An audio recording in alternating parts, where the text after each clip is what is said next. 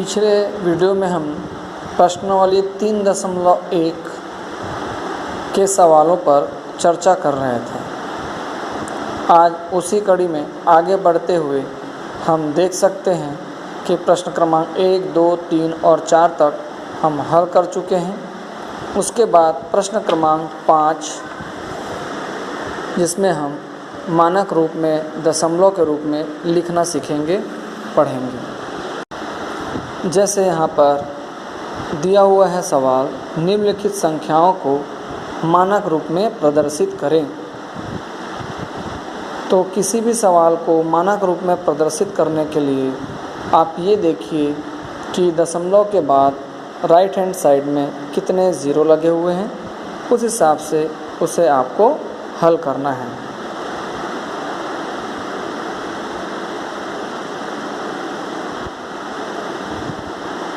जैसे हमारा पहला सवाल है,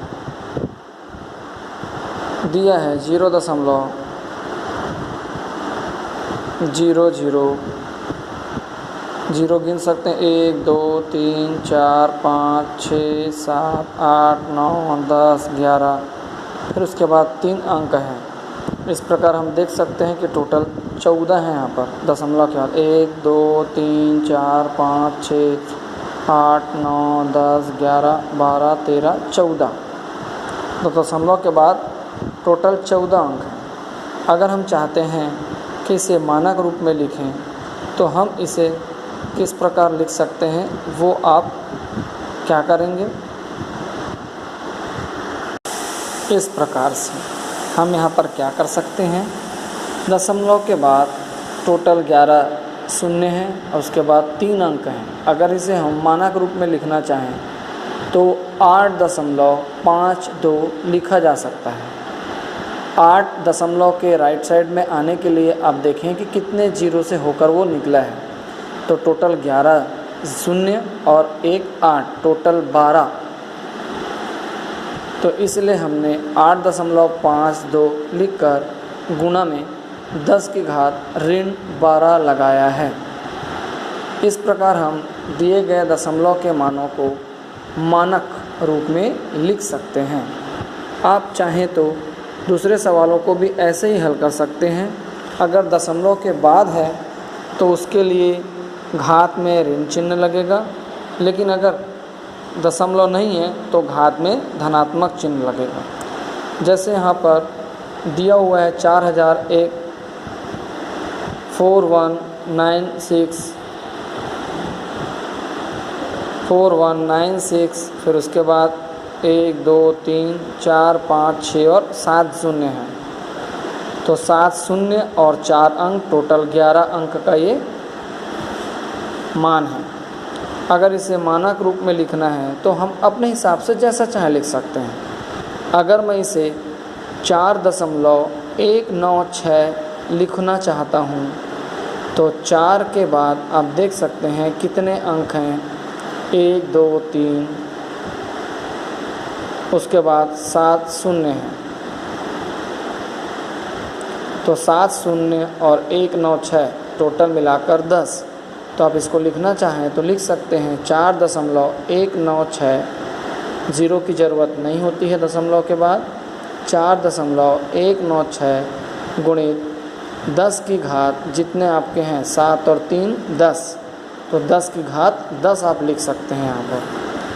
ठीक उसी प्रकार से दशमलव रूप में कैसे निकाल सकते हैं, आप देखें यहाँ पर 10 की घात ऋण 6 है। तो 10 की घात ऋण 6 है, मतलब दशमलव में मान और बढ़ेगा। अगर 10 की घात ऋण 6 है, मान और बढ़ेगा, तो हम इसको कैसे लिख सकते हैं, दशमलव के बाएं तरफ के मानों को गिनते हुए 6 अंक तक इसको लेकर आएंगे। 10 की घात 6 है तो सबसे पहले 5 दाहिने साइड आएगा, फिर 5 एक अंक होने के बाद टोटल 6 चाहिए तो 5 शून्य और लगाना पड़ेगा। तो हमारा मान हो जाएगा 0.000000, टोटल 5 ज़ीरो, फिर 502। फिर से एक बार कह रहा हूँ, इसका मान होगा 0.000000 0.0502। इस प्रकार आप इसे दशमलव रूप में व्यक्त कर सकते हैं। अगला हमारा प्रश्नावली है, प्रश्नावली 3.2।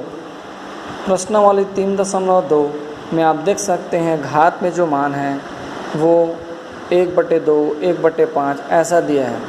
तो घात में जब मान परिमेय संख्या के रूप में होता है तो उसे कर्णी कहा जाता है। 16 की घात 1/2 को हम लिख सकते हैं कर्णी 16। 243 की घात 1/5 को हम लिख सकते हैं कर्णी की घात 5 और कर्णी के अंदर होगा 243।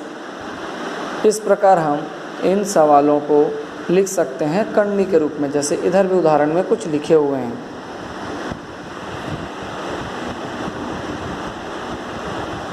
तो हमारा आज का सवाल प्रश्नावली 3.2 से पहला, निम्नलिखित में से प्रत्येक का मान ज्ञात कीजिए। तो निम्न में से प्रत्येक का मान ज्ञात करने के लिए पहले का मैं दूसरा ऑप्शन आपके लिए हल करके बता रहा हूँ। तो पहले का दूसरा हल करने के लिए आप देख सकते हैं दिया हुआ है 243 की घात 1/5। तो सबसे पहला काम आपका होगा 243 का इस प्रकार गुणनखंड निकालना। गुणनखंड निकालने पर आप देखेंगे कि 243 3 को 5 बार गुणा करने से प्राप्त होता है। तो हम लिख सकते हैं 3 की घात 5। किसको? 243 को। 3 की घात 5 है और उस पूरे की घात में 105 है, तो पुराने नियम से दोनों घातें आपस में गुणा हो जाएगा। गुणा होने पर अंश का मान हर के मान से कट जाएगा और घात में सिर्फ 1 आएगा और 1 का कोई मान नहीं होता, इसलिए 3 की घात 1 को हम आंसर 3 लिख सकते हैं। इस प्रकार आप पहले प्रश्न के दूसरे और तीसरे को बनाकर ज़रूर देखेंगे। उसके बाद क्वेश्चन नंबर 2, निम्नलिखित को सरल कीजिए। तो निम्नलिखित को सरल कैसे करते हैं, आइए इसके लिए हम दूसरा सवाल बनाने का प्रयास करते हैं।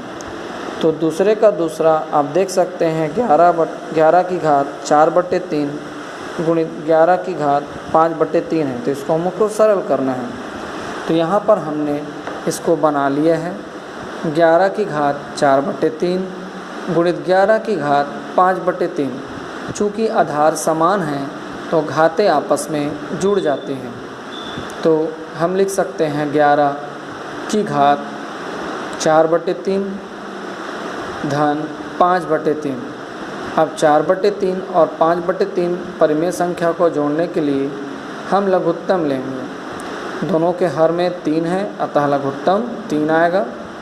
ऊपर के अंक आपस में जुड़ जाएंगे, 5 और 4 9, 9/3 मिलेगा। हर वाले 3 से ऊपर के अंश को भाग देने से मान 3 प्राप्त होगा। इस प्रकार मिलेगा हमें 11 की घात 3।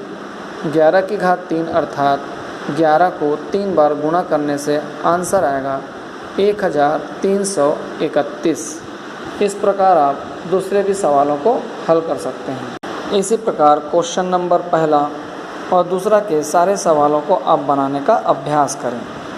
दूसरे में एक आध सवाल और मैं ऐसी हिंट दे देता हूँ, जैसे आपके पास है तीसरा, दूसरे का तीसरा 21 की घात 7/3 और 21 की घात 1/3। तो आपका यहाँ पर जो है वो भाग का चिन्ह है। गुणा का होता है तो हम घातों को जोड़ देते हैं, किंतु भाग का चिन्ह होता है तो घातों को घटा देते हैं। तो 21 की घात में आप लिखेंगे 7/3 ऋण 1/3। 7/3 और ऋण 1/3 का लघुत्तम 3 निकलेगा, तो आपको मिलेगा 7 ऋण 1/3। 7 में से 1 जाएगा, मिलेगा 6, 6/3। 3 से 6 को भाग देंगे, 3 दूनी 6। इस प्रकार आपको 21 की घात 2 मिलेगा। मतलब 21 को 2 बार आप गुणा करेंगे और आपको आंसर मिल जाएगा।